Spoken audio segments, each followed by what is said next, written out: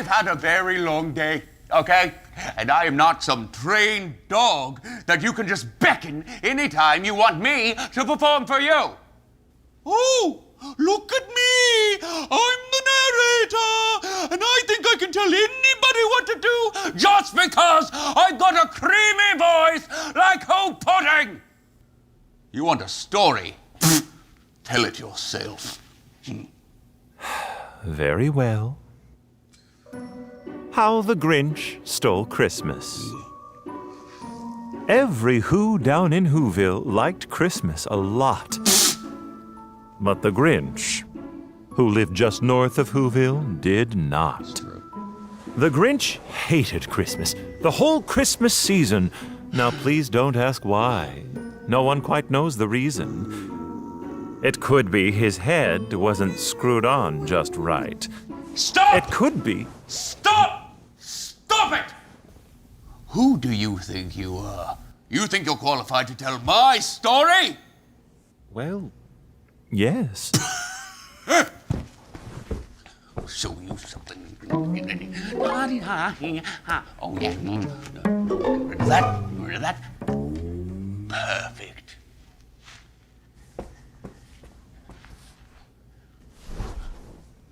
The story is called How the Grinch Stole Christmas, not how the off-screen narrator with the silky voice stole Christmas. My story, my voice. Got it? Whatever you say, Grinch. Darn tootin'. The Grinch cleared his throat. I was just about to do that, he said. How are you doing this? The Grinch frighteningly asked. He paused.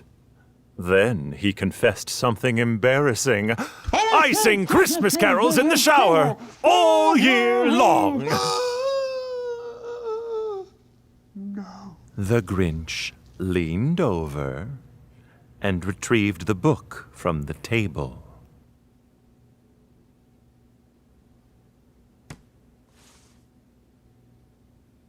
That's better.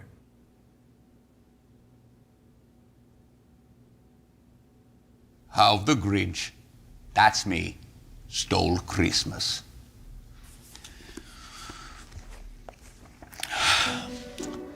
Every Who down in Whoville liked Christmas a lot. But the Grinch, who lived just north of Whoville, did not. The Grinch hated Christmas, the whole Christmas season. Now, please don't ask why. No one quite knows the reason.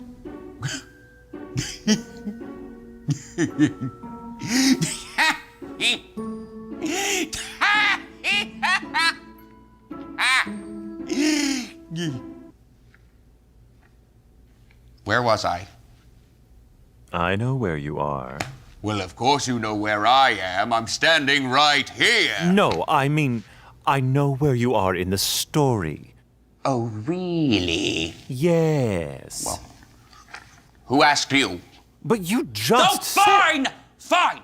Where am I, Smarty Pants? The Grinch hated Christmas the whole Christmas season. Now, please don't ask why. No one quite knows the reason. I knew that. Of course you did. It could be. His head wasn't screwed on just right. It could be, perhaps, that his shoes were too tight. But I think that the most likely reason of all may have been that his heart was 2 sizes too small. Spoiler alert. It totally was. Yeah.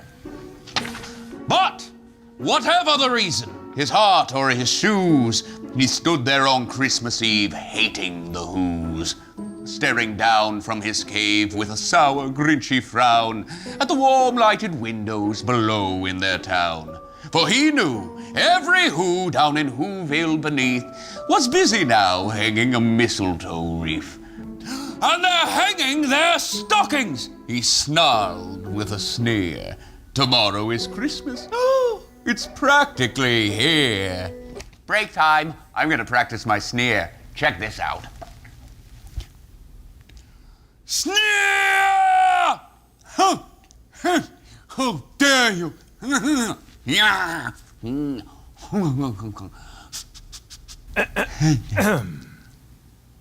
Are you quite finished?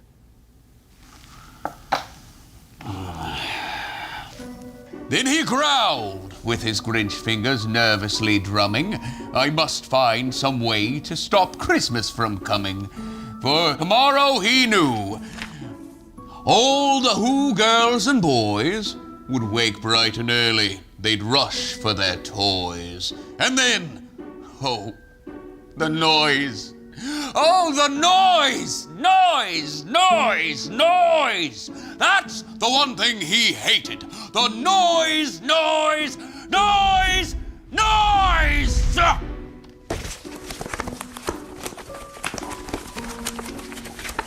This is somehow your fault. Okay. Relax, Grinchy. You got this. Do your breathing exercises. And you stuck the landing.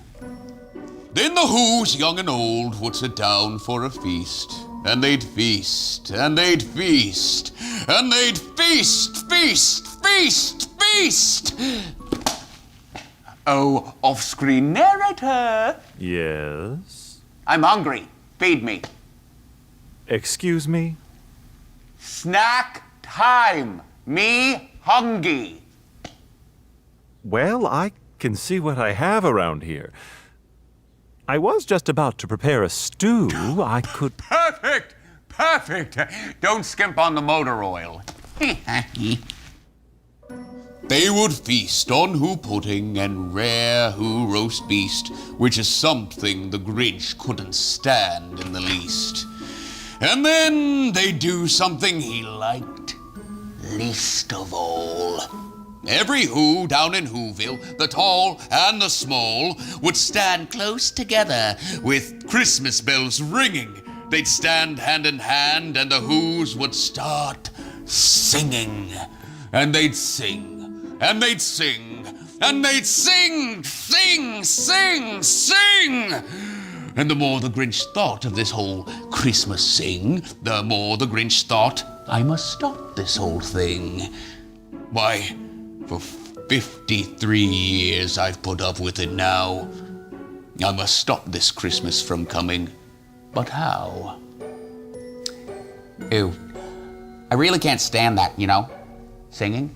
Like, get real, huh? But luckily, the hero of the story, a la me, is about to have a wonderful, awful idea. And then the Grinch got an idea. An awful idea. The Grinch got a wonderful, awful idea. I know just what to do! The Grinch laughed in his throat, and he made a quick Santa Claus hat and a coat.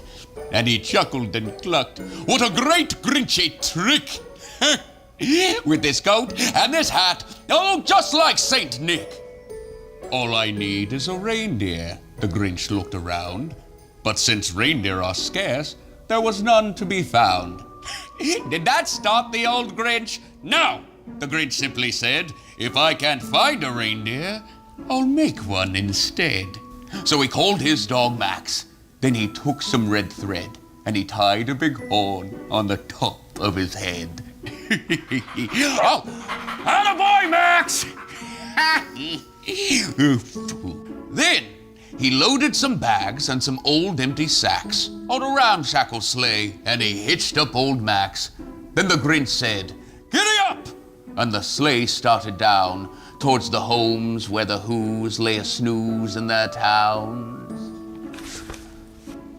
All the windows were dark. Quiet snow filled the air. All the Who's were all dreaming sweet dreams without care. When he came to the first little house on the square. This is stop number one, the old Grinchy Claus hissed, and he climbed to the roof, empty bags in his fist. Then he slid down the chimney, a rather tight pinch. But if Santa could do it, then so could the Grinch. He got stuck only once, for a moment or two. Then he stuck his head out of the fireplace flue. Hey, do you have anything for my throat? All this reading and all? Tell you what, if you finish the story, I'll treat you to a moose juice at Seuss Landing. Ooh, how accommodating. Where the little Who stockings all hung in a row, these stockings, he grinned, are the first thing to go. Then he slithered and slunk with a smile most unpleasant around the whole room, and he took every present. Pop guns and bicycles, roller skates, drums, checkerboards, tricycles, popcorn, and plums. And he stuffed them in bags. Then the Grinch very nimbly stuffed all the bags one by one up the chimney.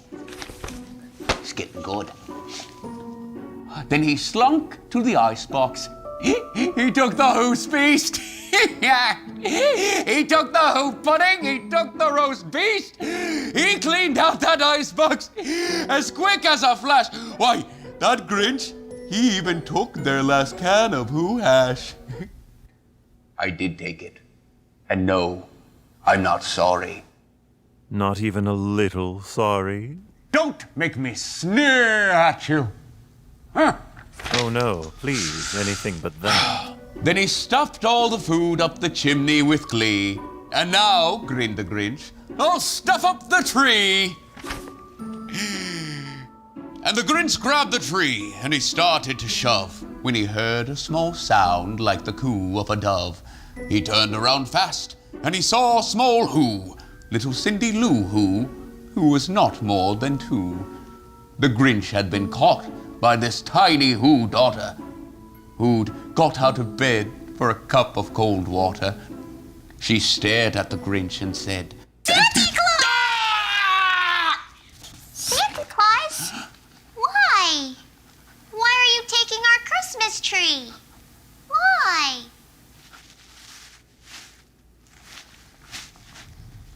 Have you been here the whole time?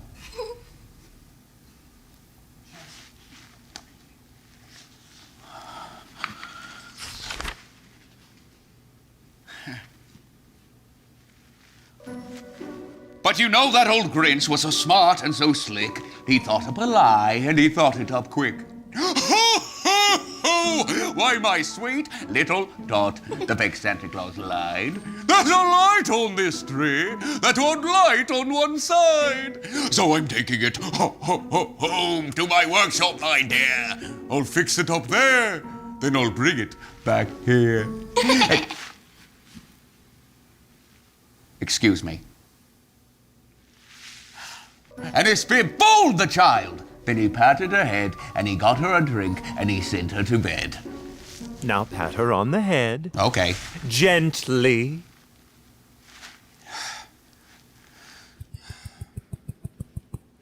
That'll be all, Cindy Lou Who. That was awkward, right? And when Cindy Lou Who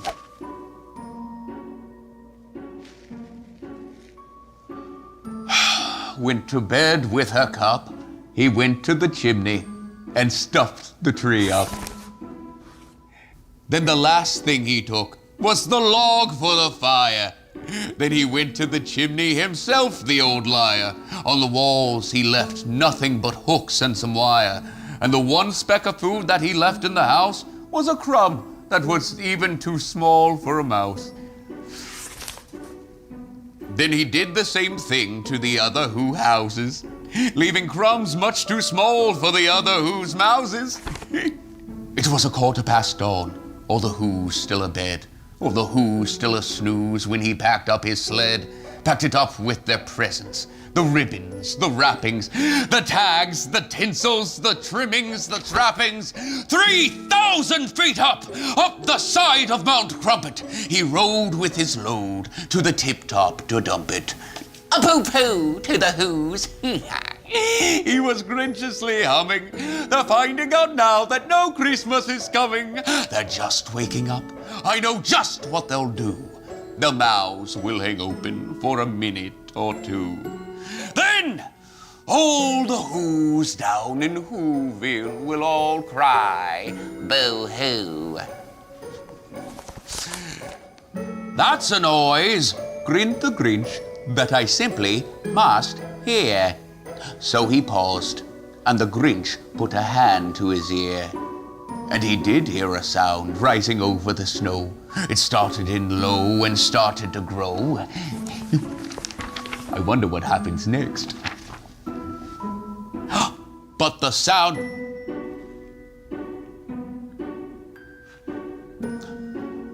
But the sound was sad, and everyone was sad and slightly mad, and they all went home. The end. Oh, Grinch. You know that's not the end of the story. Yes, it is. I said the end. Everyone knows the story is over when you say the end. Even children know that. But it's not over.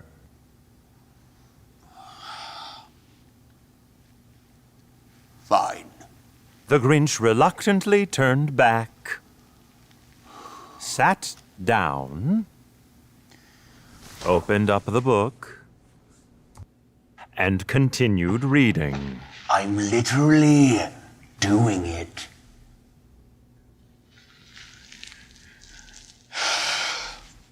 But the sound wasn't sad.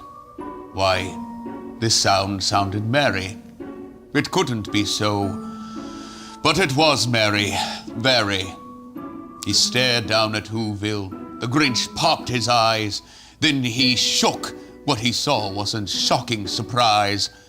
Every Who down in Whoville, the tall and the small, was singing without any presents at all.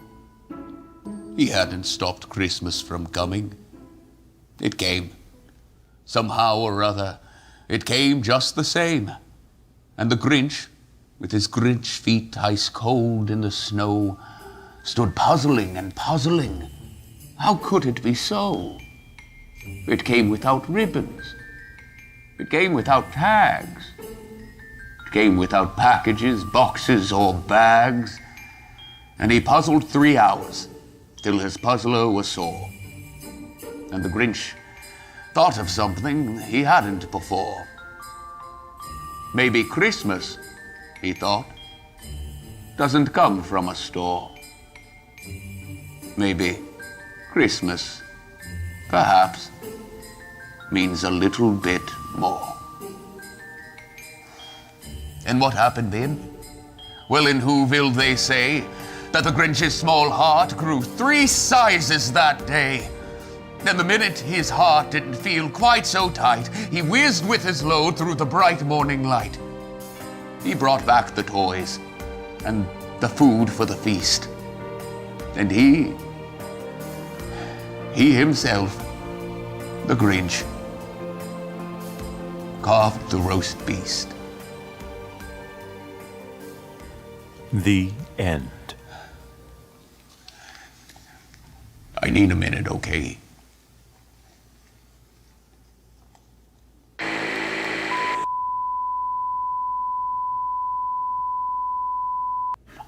Look, maybe I was a little bit harsh before. We're still live.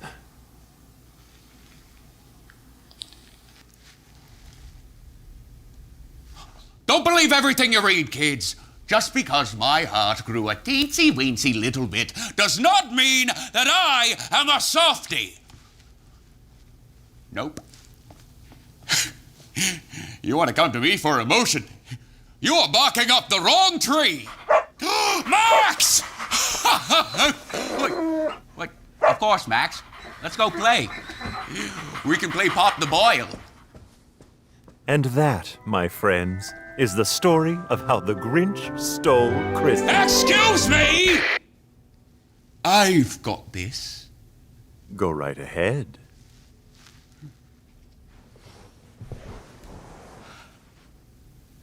And that, my friends, is how I stole Christmas. The Grinch exited triumphantly. I am literally doing it!